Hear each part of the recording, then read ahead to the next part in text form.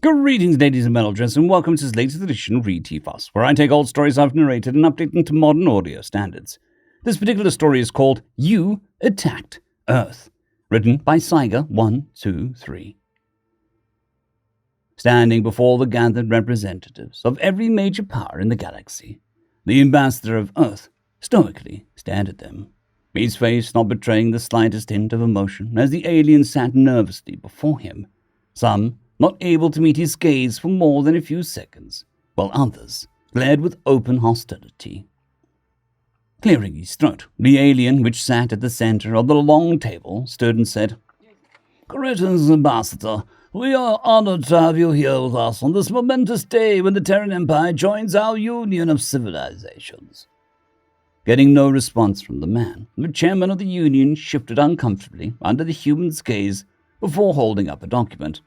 "Now that we have finished negotiating the terms of the treaty, all that's left to do is to be ratified by each member of the Union, and it would be my honor to be the first to welcome your mighty empire on behalf of the Raxium Dominion," he said as he made his mark, followed by the official sigil of the empire he represented. Passing the document down the table, the other ambassadors followed suit, some making brief, half-hearted remarks as they signed, while others simply begrudgingly scrawled their assent before shoving the documents away in distaste, until it ended in front of a reptilian alien, who let out a snarl and threw the document away from him onto the floor. "How can he even think of allowing these barbarians to stand amongst us as equals?" "Peace, my friend," the chairman said placatingly. "We have already agreed." "You agreed," he said as he cast an accusing gaze over the other diplomats. "But none of you suffered at the hands of these savages as we have. 24 nursery planets gone, reduced to ashen cinders, rendered uninhabitable by their war machines. You attacked Earth," the human ambassador replied simply. "A few 100,000 humans there most," the lizard man sneered. "You wiped out entire generations of my kind. Entire broods culled before they even hatched. Never have such acts of barbarism ever been committed before you left that tiny rock you call home," he said as he pointed a clawed finger at him. "You up-jumped apes commit atrocities and expect us to welcome you with open arms.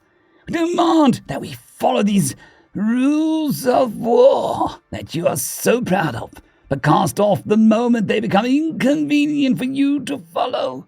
Under your own laws, you'd be considered war criminals for what you did.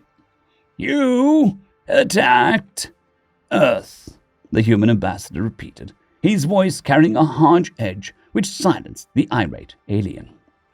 Stepping towards him in a slow and deliberate pace, the human ambassador stood in front of him and stared into his reptilian eyes. "We have only been a spacefaring race for barely 3 centuries, our colonies extending only to a small corner of this galaxy. And when we first met you, we extended a hand of peace, and you spat in our face. You attacked Earth," he said as he leaned forward with his knuckles pressed against the table, forcing the alien to take a step back, and stumbled against his chair. "Before we encountered you, we were still divided.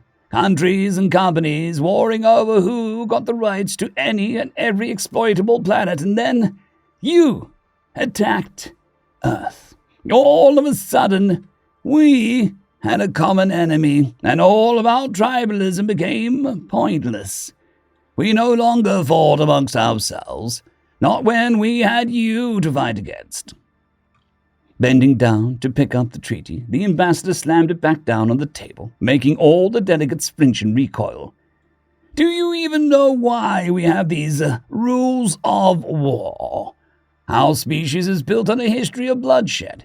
Every single one of these rules is in place to stop us repeating that history." We have committed genocide against our own kind, enslaved each other, warred with each other, slaughtered each other, tortured, maimed, and killed each other. We have these rules, because without them, we would have annihilated ourselves before we even left Earth. But these rules are there to protect us from ourselves. There were never any provisions about how we can act to a hostile alien force which attacked our homeworld, he said, his voice seething with barely contained anger, making the lizardman's blood run cold. Standing up straight, he continued, So now you have the entire unified human race outraged at this unprovoked attack against our home, directing all their anger at your union of civilizations with absolutely no rules holding us back. Except for this, he said as he pushed the treaty towards the trembling alien. This treaty binds us all to the same restraints that us humans have self-imposed on ourselves. So, I suggest that you sign the damned treaty. Otherwise, you'll find out just why we humans need so many rules. Unable to bear the heavy gaze, the lizardman turned away and meekly signed the document. Good, the human ambassador said as he took a treaty and tucked it under his arm. It seems like my business here has concluded. Good day to you, gentlemen, he said before promptly leaving. As soon as the door closed behind him, the remaining diplomats let out a breath they had all been holding. What a ghastly species, one commented.